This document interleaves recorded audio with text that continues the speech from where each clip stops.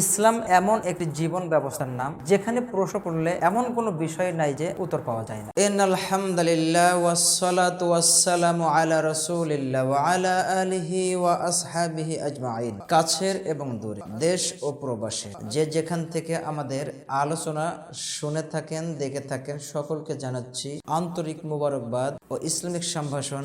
আসসালামু আলাইকুম ওয়া রাহমাতুল্লাহি ওয়া বারাকাতুহু। মাউলিদুন নবী সাল্লাল্লাহু আলাইহি ওয়াসাল্লাম, নবীজি সাল্লাল্লাহু আলাইহি ওয়াসাল্লামের জন্ম ও মৃত্যু এবং এর সাথে রিলেটেড কোন ইবাদত বন্দেগী কোরআন এবং সুন্নায় আছে কিনা, এই বিষয়গুলাই আমরা আপনাদের সম্মুখে স্বল্প পরিসরে তুলে ধরার চেষ্টা করব ইনশাআল্লাহ। সম্মানিত দর্শক শ্রোতা মণ্ডলী, আল্লাহ সুবহানাহু ওয়া তাআলা পৃথিবীবাসীর জন্য রহমত স্বরূপ আমার আপনার প্রিয় নবী, শ্রেষ্ঠ নবী, সর্বশেষ নবী, কিয়ামতের দিন উম্মতের শাফায়াত করবেন যেই নবী, তাকে আল্লাহ সুবহানাহু ওয়া তাআলা পৃথিবীতে সর্বশেষ নবী হিসেবে পাঠিয়েছিলেন।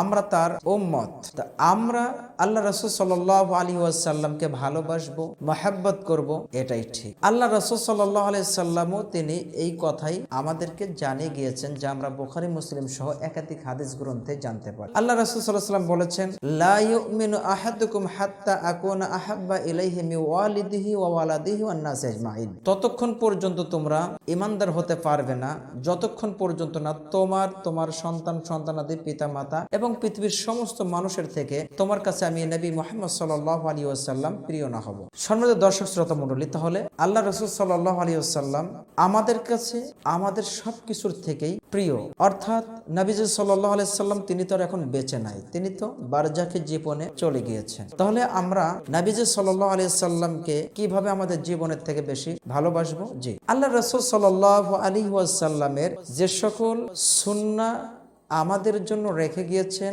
অর্থাৎ কোরআন এবং হাদিসের যে কাজগুলো আমাদের যেখানে যেভাবে করার জন্য বলেছেন, সেই কাজগুলো আমাদেরকে সেইভাবে করা, আর যেগুলা থেকে আমাদেরকে বিরত থাকতে বলেছেন সেই কাজগুলো থেকে আমাদেরকে বিরত থাকা, এটাই হবে আমাদেরকে এক নম্বর অথেন্টিক্যালি ভালোবাসার নিদর্শন।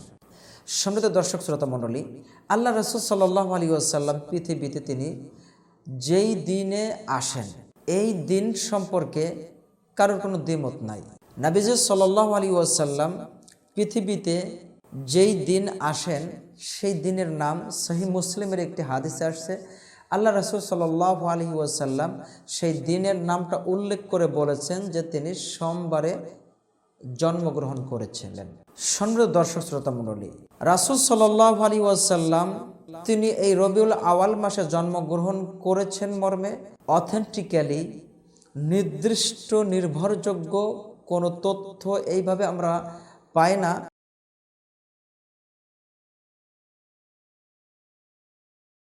ইবনে হিশাম আর রাহিকুল মাকতুম রাহমাতুল আলামিন সহ একাধিক সিরাত গ্রন্থ যা আছে, সে সকল সিরাত গ্রন্থেই কোনোভাবেই একটি দিবসকে, একটি দিনকে নির্দিষ্ট করে কোনো ঐতিহাসিকই বলতে পারেন নাই। মুহাম্মদ সুলাইমান মানসুরপুরি রহিমাহুল্লাহ তিনি খুব সুন্দর একটি মতামত দিয়েছেন, উল্লেখ করেছেন যে রাসূল সাল্লাল্লাহু আলাইহি ওয়াসাল্লাম রবিউল আওয়াল মাসের 9 তারিখ 571 খ্রিস্টাব্দ 20 অথবা 22 এপ্রিল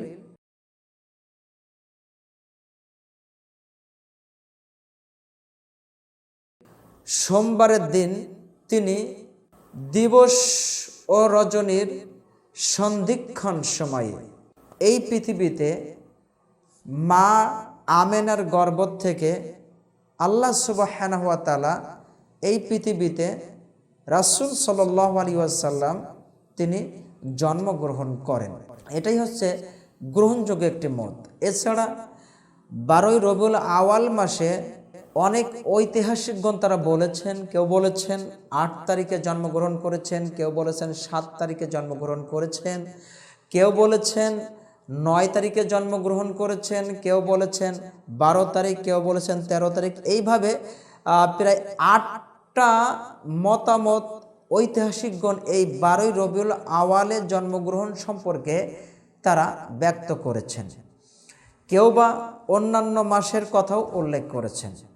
সম্মানিত দর্শক শ্রোতা মণ্ডলী, আল্লাহ রাসূল সাল্লাল্লাহু আলাইহি ওয়াসাল্লাম তিনি যে পৃথিবীতে এসেছেন, এই মাসে কোন তারিখে এসেছেন এইটা আমাদের জানার বড় বিষয় নয়, কারণ আমরা কোরআন এবং হাদিসে এই বিষয়গুলো অথেন্টিক্যালি পাচ্ছি না। তবে রাসূল সাল্লাল্লাহু আলাইহি সাল্লাম তিনি সোমবারে জন্মগ্রহণ করেছিলেন, এটা স্পষ্ট পাওয়া যায়। রাসূল সাল্লাল্লাহু আলাইহি সাল্লাম প্রতি সপ্তাহে তিনি সোমবারে সিয়াম পালন করতেন। সাহাবীরা একদা জিজ্ঞাসা করলেন ইয়াউমুল ইসনাইন অর্থাৎ সোমবারের সিয়ামের সম্পর্কে।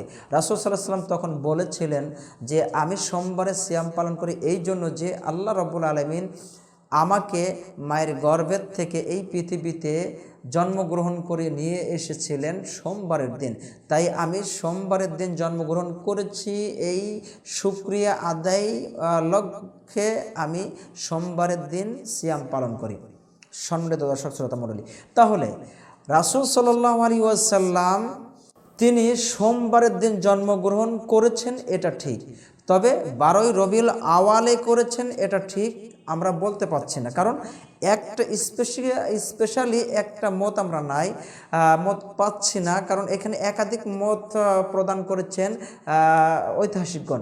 সুতরাং আমরা 12ই রবিউল আওয়াল নিয়ে যে মাতামাতি, যে অনুষ্ঠান, যে মিলাদ, যে জশ্নে জুলুস বা ইয়াউমুল আইয়াদ নামে যে সকল অনুষ্ঠানগুলা করা হচ্ছে, এই অনুষ্ঠানগুলা আসলে কি ঠিক হচ্ছে? যেই দিনটা নির্দিষ্ট নাই, অর্থাৎ যেই তারিখটা নির্দিষ্ট নাই, সেই তারিখ নিয়ে আমরা কিভাবে ইবাদত করব? হ্যাঁ, আমরা ইবাদত করতে পারি যদি আমরা কোরআন এবং হাদিসে অথবা সাহাবী আজমাইনদের কোনো আমল এই বিষয় থেকে থাকে যে তারা এই নির্দিষ্ট করে 12ই রবিউল আওয়াল বা কোনো একটি এই রবিউল আওয়াল মাসের কোনো একটি তারিখে তারা স্পেশালি কোনো আমল করেছিলেন, আমরা যদি এটা পেয়ে যাই তাহলে আমরা আমল করব। যে আসুন আমরা আল্লাহ রাব্বুল আলামিনের রাসূলের হাদিসের থেকে বা কোরআনের থেকে এই বিষয়ে একটু জানার চেষ্টা করি।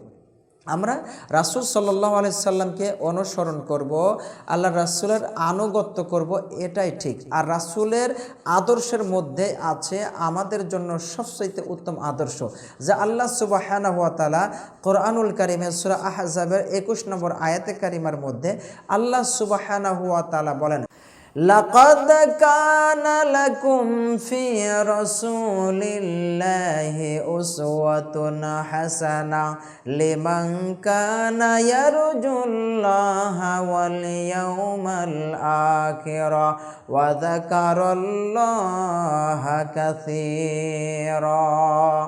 আল্লাহ সুবহানাহু ওয়া তাআলা অত্র আয়াতের মধ্যে বলছেন, যারা আমি আল্লাহ রাব্বুল আলামিনের প্রতি, আখিরাতের প্রতি বিশ্বাস স্থাপন করে এবং আমার সাথে মুলাকাতের এই বিশ্বাসটা রাখে, তাদের জন্য রয়েছে আমার রাসূলের জীবন ও আদর্শে উত্তম আদর্শ হিসাবে আল্লাহ রাসূল সাল্লাল্লাহু আলাইহি ওয়াসাল্লাম বলেন, লাকাদ কানা লাকুম, তাদের জন্য রয়েছে ফি রাসূলিল্লাহি উসওয়াতুন হাসানা, আমার রাসূলের জীবন আদর্শের মধ্যে তাদের জন্য উত্তম আদর্শ রয়েছে।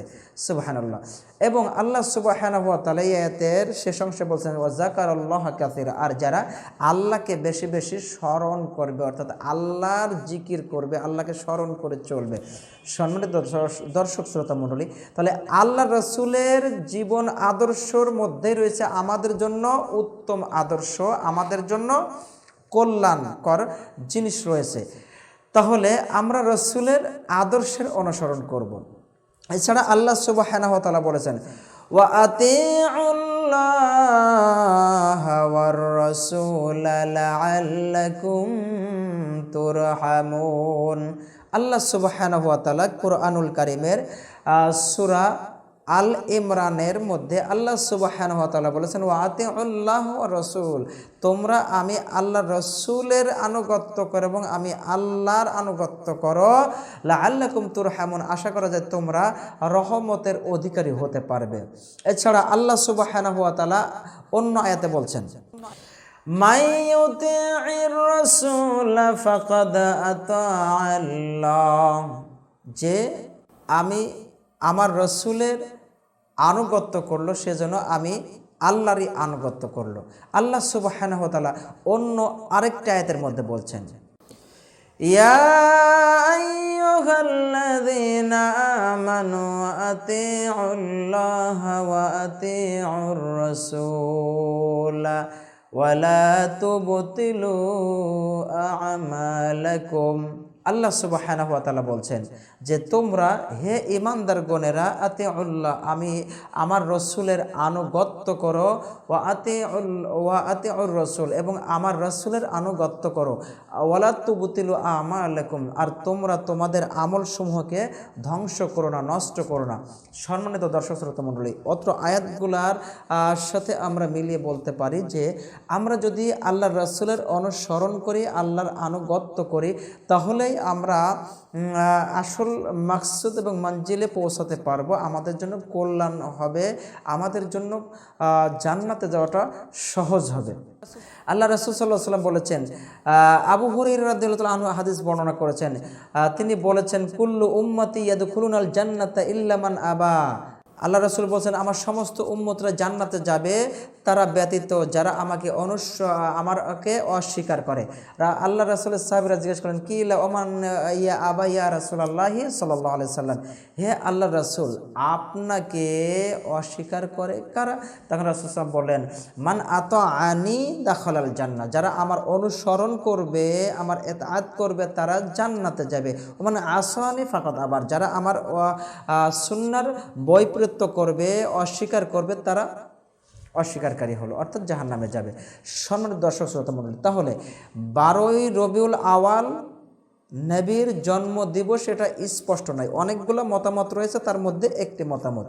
এবার আসুন, যেই দিবসটা অর্থাৎ যেই তারিখটা নির্দিষ্ট নয়, সেই তারিখ নিয়ে কি কোনো ইবাদত বন্দেগী আছে? আমরা সংক্ষেপে জেনে নেব যে আল্লাহ রাসূল সাল্লাল্লাহু আলাইহি ওয়াসাল্লামের কোনো হাদিস এই বিষয়ে নাই যে আমার জন্মদিবস নিয়ে তোমরা কোনো ইবাদত করো।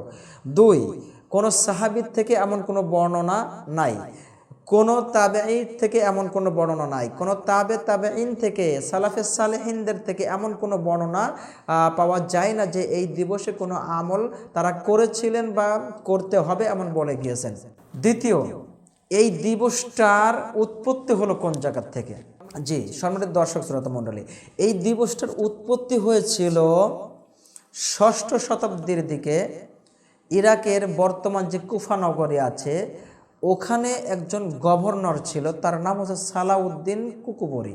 এই ব্যক্তি, তিনি তার ক্ষমতা এমন পর্যায়ে চলে গিয়েছিল যে নড়বড়ে অবস্থা, অর্থাৎ যে কোনো সময় তার গভর্নরের দায়িত্ব চলে যাবে, অর্থাৎ তার প্রজারা যারা ব্যক্তিবর্গ ছিল তারা তার বিরুদ্ধে চলে যাচ্ছিল, তার আদেশ আনুগত্য আর থাকছিল না।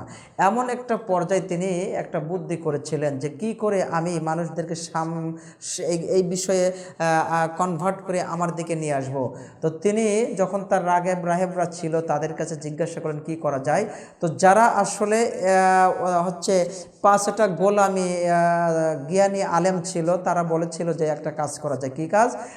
একটা বাড়িতে দাওয়াতি অনুষ্ঠান করো, সেখানে রাসূলের নামে এমন কিছু করো যে রাসূলের এটা হচ্ছে জন্মদিবস ছিল, এই তারিখে এই কাজগুলো করতে হবে। কী কাজ?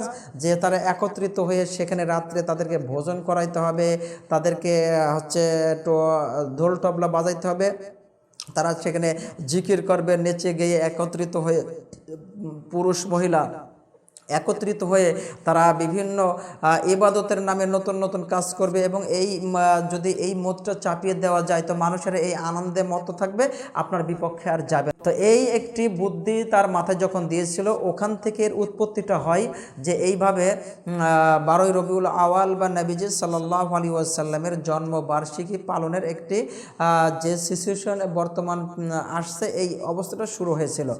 আর এর আরেকটি নিগুড় তত্ত্ব আছে যে ইহুদি অর্থাৎ খ্রিস্টানেরা তাদের যে বড় দিন পালন করে থাকে, এরই সাথে সামঞ্জস্য রেখে এক শ্রেণীর ভ্রান্ত পথভ্রষ্ট হুজুর অর্থাৎ আলেম, তারা নিজেদের স্বার্থ রক্ষার্থে এই দিবস অর্থাৎ এই দিনকে উদ্দেশ্য করে বিভিন্ন আমল চালু করেছেন।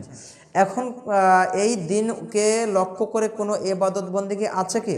জি সম্মানিত দর্শক শ্রোতা মণ্ডলী, এই দিবসকে উদ্দেশ্য করে বা এই তারিখকে উদ্দেশ্য করে কোনো এবাদত বন্দেগী কোরআন এবং সুন্নায় পাওয়া যায় না।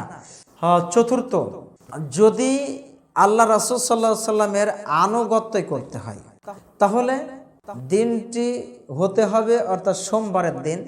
সোমবারের দিন প্রত্যেকটা সোমবারে অর্থাৎ সপ্তাহে যে সোমবারের দিন আসে এই দিনে সিয়াম পালন করতে হবে, আর সিয়াম পালন করাটাই হবে রাসূল সাল্লাল্লাহু আলাইহি সাল্লামের আনুগত্য। এছাড়া আপনি যত কিছু এই দিনকে উদ্দেশ্য করে করবেন সবই ইসলাম বহির্ভূত হবে, যেটাকে বলা হয় ইসলামী পরিভাষায় আল বেদআ। আর বেদআতি কাজকাম করলে তার চূড়ান্ত ফলাফল জাহান্নাম, এটাই ঠিক। সুতরাং এই দিনকে উদ্দেশ্য করে সকল প্রকার খারাপ কাজের থেকে দূরে থাকুন, নতুনত্ব বেদাত কাজের থেকে দূরে থাকুন, রাসূল সাল্লাল্লাহু আলাইহি সাল্লামের আনুগত্য করুন, আল্লাহ সুবহানাহু ওয়া তাআলা যা বলেছেন সেই কাজগুলো করুন, ইনশাআল্লাহ তাতেই উপকার হবে, লাভ হবে। আল্লাহ রাব্বুল আলামিন আমাদেরকে রাসূলের সুন্নাহ অনুযায়ী এবং কোরআন অনুযায়ী আমাদের জীবন পরিচালনা করার তৌফিক দান করুন, আমিন। তোমরা যা জানো না তা তোমরা জেনে নাও। আল্লাহ সুবহানাহু ওয়া তাআলা এই মর্মে বলেছেন, ফাসআলু আহলা যিকরি ইন কুনতুম লা তা'লামুন।